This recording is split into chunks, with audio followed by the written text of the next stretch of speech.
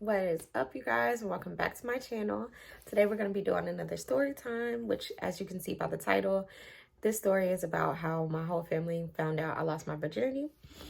And before I get into it, please make sure to like, comment, and subscribe. I just want to side note, y'all. We made it to 150 subscribers, well, a little bit over that, and I just want to say thank you guys so much for subscribing to my channel. I remember when it was just me, myself, and I. That's all I got in the end. Y'all finish it off.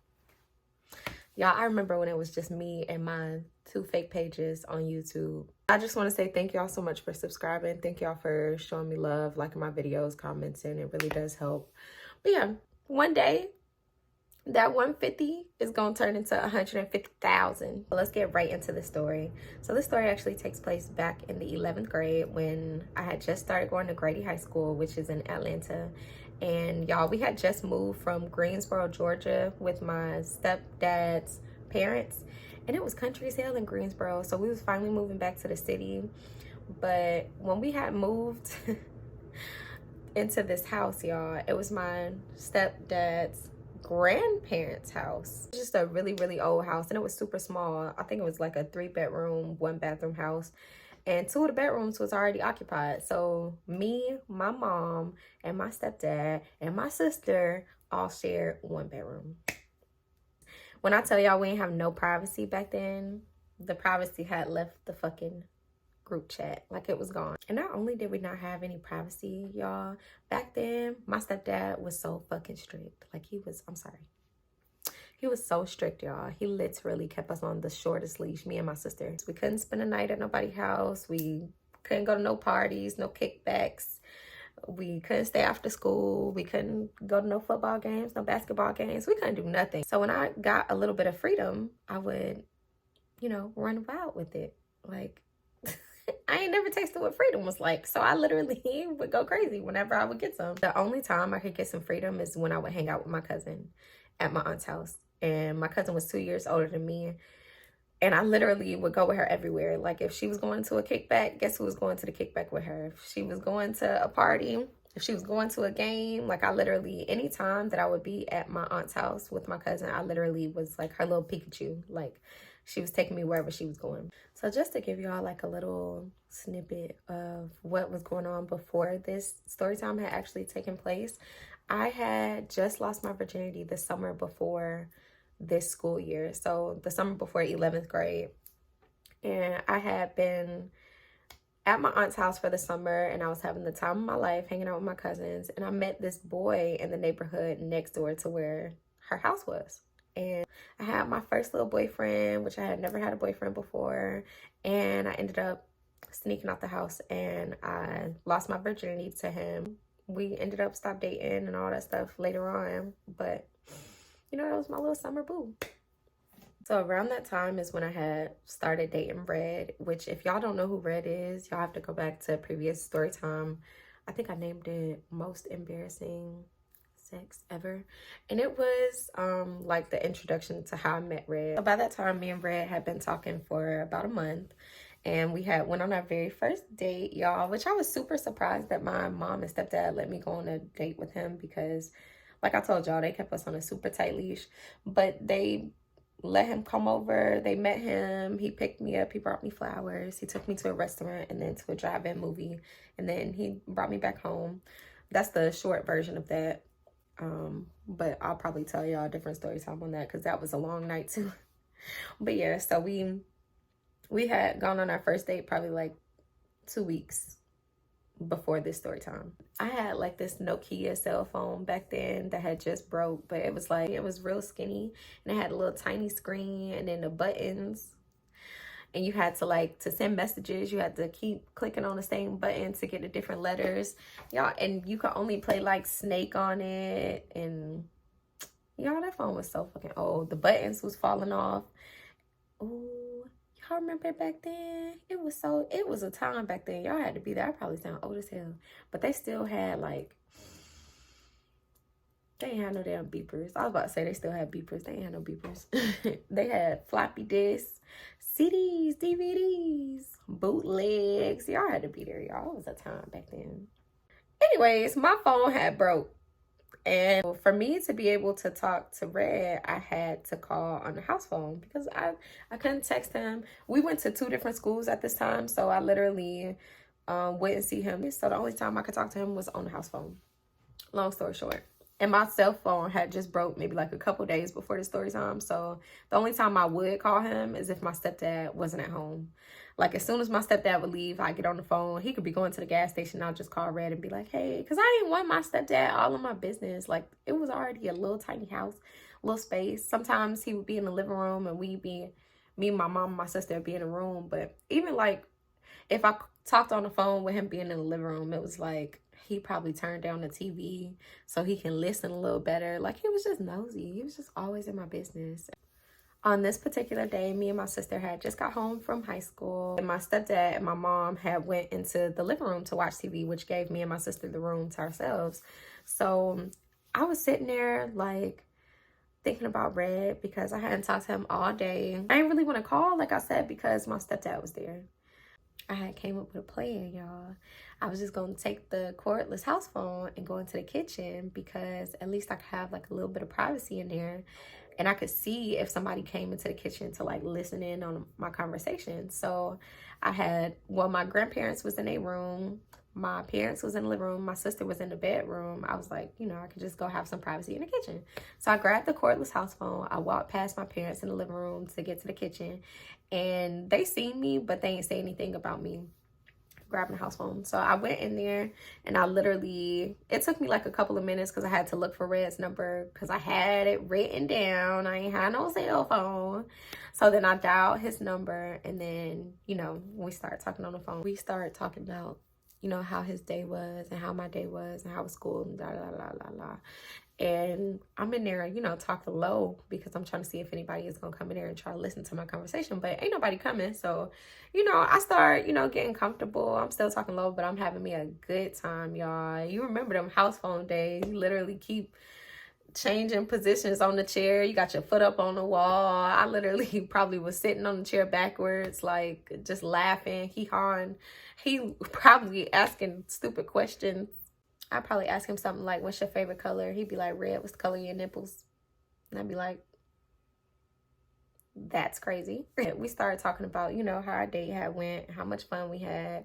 And then we just started talking about how we lost our virginities. I don't know what brought us to talk about it, but the conversation had took a turn and we started talking about how we both lost our virginities.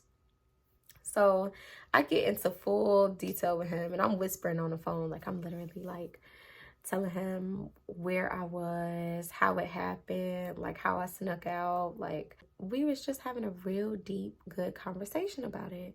So why am I whispering right now? I feel like I got scared all over again, y'all. Shortly after that, like when we had finished talking about it, we probably got on a different subject. Guess who come? Oh, not a shaking. Guess who come walking into the kitchen? My stepdaddy. And he come in and he just like, yeah, it's time for you to go ahead and wrap up your little phone conversation. Okay. Embarrassing me on the phone with my man. He ain't need to know that I had a bedtime curfew to be on the phone. So I could hear Red laughing into the phone, but I'm like, okay, well, I'll talk to you later. Of course, I ain't got no cell phone, so you're going to have to wait until I call you. I just made it clear to him, don't call me back. I'll call you. Because, you know, I ain't want my grandparents answering the phone or my mom, my stepdad. Like, let me call you. I'll call you. Don't call me. I'll call you. So I wrapped up the phone conversation and then I went and got ready for bed. So let's just leave that story where it is. Let's fast forward a couple weeks to fall break. So when we would have breaks, we would go to my aunt's house. So we went, and as soon as we got there, I noticed like a little stuff had been different. Like as soon as you walk through the front door, it made the sound. It was like, ding, ding, ding. I was like, dang, that's kind of loud. When the hell they get a damn door alarm? But anyways, I didn't think too much of it. I was kind of like at the perfect little age because I was 16, my sister was 14, and my cousin was 18 at that time. So if I wanted to do like little childish stuff, like jump on a trampoline or play video games, just do little childish stuff. I could do it with my sister while I was out there. But then when I wanted to like get dressed up and go have fun and do stuff like, you know, smoke. Back then I used to smoke a lot. Like I was a little chimney. Like I was high all the time. Every time I was around my cousin, we was sneaking off and smoking. Me now, I couldn't possibly ever. I couldn't even catch a contact high at this point in my life because it just makes me so paranoid and so like I want to have a panic attack. Like I get so anxious. I start overthinking. Weed just is not for me. Smoking is just not for me at this day and age. But, you know, teach their own. But anyways, back then, high as a kite. 24/7. Whenever you see me, you see some Visine in my eyes because you wasn't going to tell I was high, but I was definitely high. But anyways, so back then, I could either go do little childish stuff with my sister or I could be hanging out with my older cousin and all her older friends. And she was doing stuff like, you know, going to hang out with boys or going to pull up and match with people or just go smoke with people, or we was going to kickbacks or little parties. We was just having fun. Like I was getting to experience what it was like to be a teenager. It's later in the day. Everybody getting ready to go to sleep at my aunt's house. My aunt and uncle have already set the alarm. They done locked all the doors downstairs to make sure can't nobody get in while we going to sleep. But me and my cousin wanted to smoke. So usually we'd be able to just go in the backyard when everybody was upstairs getting ready for bed, and then we could just smoke and then put the eye drops in our eyes and, you know, spray some perfume and stuff so we wouldn't smell like weed, and then we just go back in the house, eat, you know, had the munchies and then go to bed. But we couldn't open the door without setting off the alarm, and my cousin ain't know the alarm code. Of course I ain't know the alarm code, so we was trying to come up with a plan on how we was gonna be able to smoke. So my cousin was like, well, I'm gonna just, you know, say we going to the gas station. So I'm like, okay, cool, but you gotta go up there. I don't want to go up there and ask. So she was like, she was gonna go up there and ask. My cousin go upstairs. She asked my aunt and uncle if we could go to the gas station and if she could take the car. And my aunt was like, I don't know, it's late. Like, you can go to the gas station, but I don't know if I want Ashley to be out that late. And I'm like, dang. I'm not saying this to them. They can't even see me or hear me, but I'm like, dang, why she don't want me to go to the gas station? My cousin was like, but we just going to the gas station and we coming right back. My aunt finally agreed to let us go to the gas station, but she told my cousin, don't go nowhere else. Don't stop nowhere. Y'all go to the gas station and then y'all come right back, and you make sure you come up here and bring me my keys so I know that y'all at home. We go to the gas station, we get some snacks, we hotbox the car, we go back home, and, you know, it is what it is. So let's fast forward to the next day. My cousin had invited over like 5 of her girlfriends. So I used to love when they would come over because her friends was like my friends, because I didn't really never have no girlfriends that would just come over to my house and I get to go over to their house. We having slumber parties and we going to parties together and stuff like that. But whenever I would be around my cousin and her friends, it was like I was included too, because, you know, I was only 2 years younger than them. So, you know, whenever they would come over, we do little girly stuff like makeup dance routines, and we was probably watching TV shows together. At some part of the day, I stopped hanging out with them and I went to go hang out with my little sister. And I think we was probably like playing outside or jumping on a trampoline, something like that. After maybe like an hour or so, I had went back inside and wanted to see what my cousin and her friends was doing. So I went upstairs. They was all like getting cute. At this time, it's probably like maybe 8. Yeah, probably like 8 o'clock. They don't took showers and like everybody in the bathroom, you know, getting dressed up and cute. So I'm like, ooh, what y'all getting dressed up for? And they like, oh, we about to go to this kickback. And I was like, dang, I want to go to the kickback too. Y'all think I got time to get ready? And my cousin like, yeah, but you have to hurry up.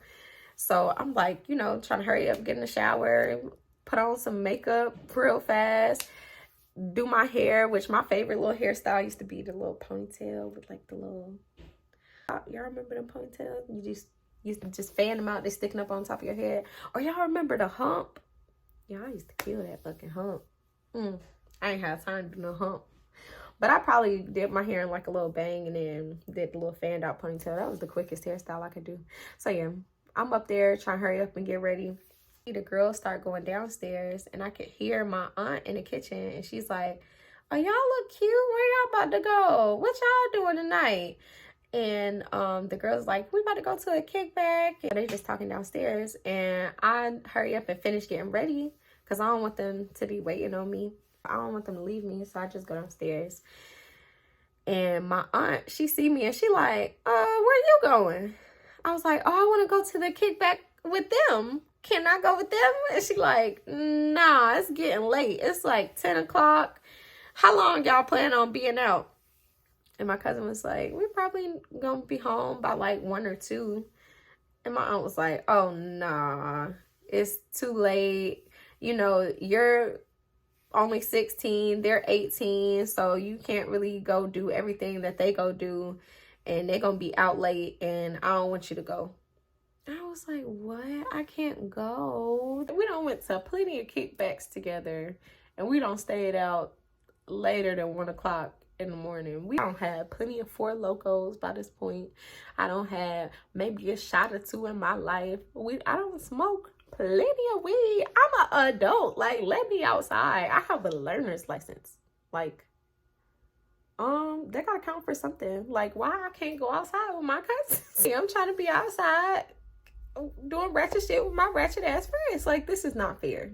I really do not understand why I cannot go. But I'm not saying any of this, of course, because my auntie would have knocked me between the washing machine and the dryer if I would have said half of what I just said to y'all. Y'all, my little heart was broken because I could not believe she was telling me I could not go hang out with my cousin and her friends. And my cousin like, but we gonna watch her. Like, you know, she'll be all right. And my aunt was like, no, she can't go. Y'all can go. But if she go, then y'all gonna need to come back home by like 11 o'clock.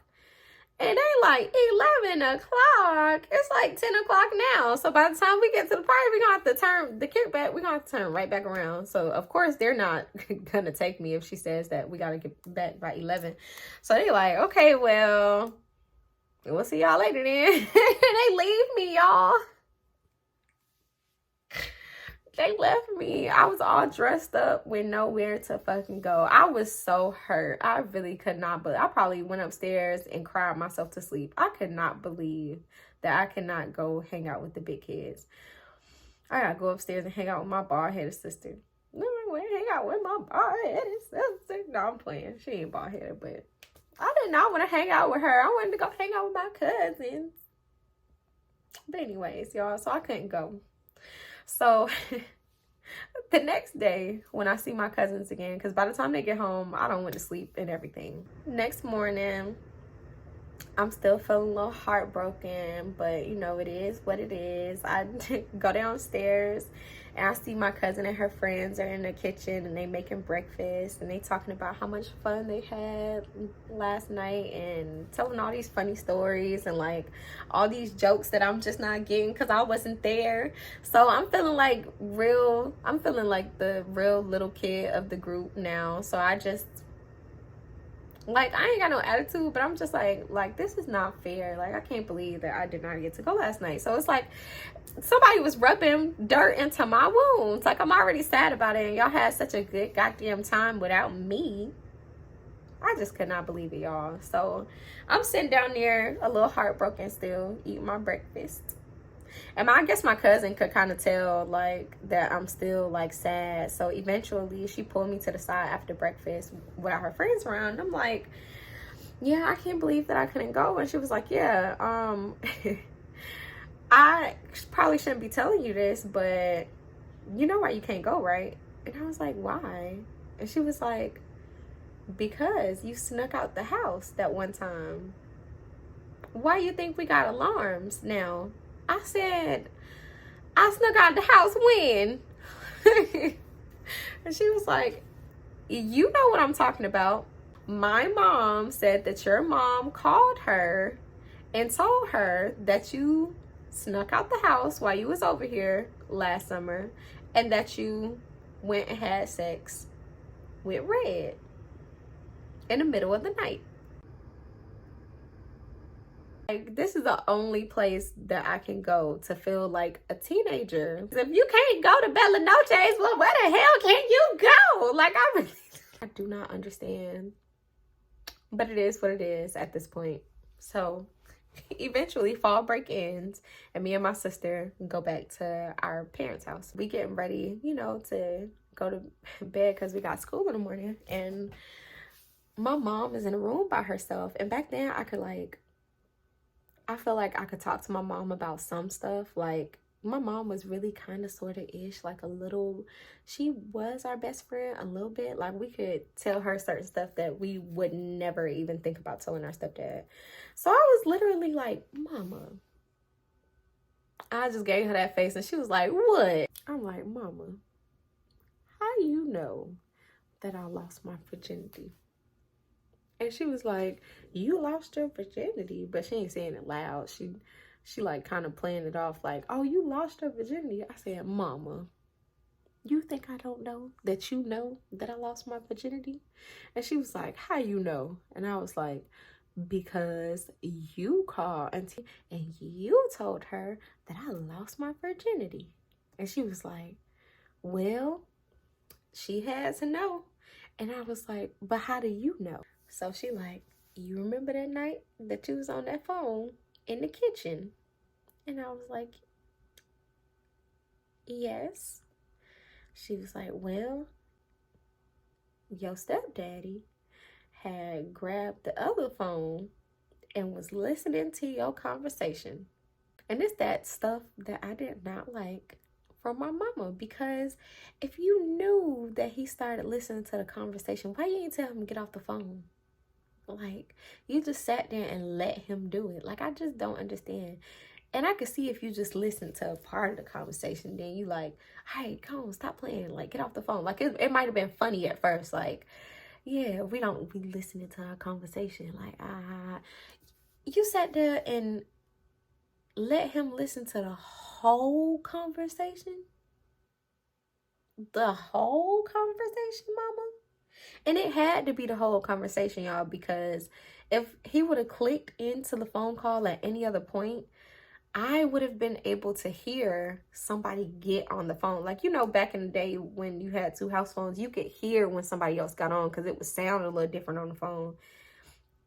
But y'all, he had them got on it. As soon as I walked into the kitchen, my mom said that he grabbed the corded house phone out of the living room, took it into the bedroom, made my sister go into the living room to watch TV, and proceeded to listen to my phone call. When it got to the how we lose our virginity part, he heard every detail. And you know who he told that I lost my virginity to? My mama. And then he told my mama to call my auntie because I don't need to have no freedom while I'm over there now. He was trying to make their household be super strict with me the same way that he made our household super strict on me. He didn't really ruin all the freedom because eventually my aunt started trusting me to do, you know, to be able to go out with my cousins and stuff too. But my cousin kept a much closer eye on me whenever I go out. That's the end of this story time. I hope y'all did enjoy it. I got so many more to tell y'all about all the fun that I had at my aunt's house when I would be with my cousin, and all the kickbacks and the parties and all the crazy stuff. Y'all, I got so many stories about that. And I also got so many stories about my strict ass motherfucking stepdaddy. So if you like this one, please make sure to like, comment, and subscribe. And I will see y'all in the next one.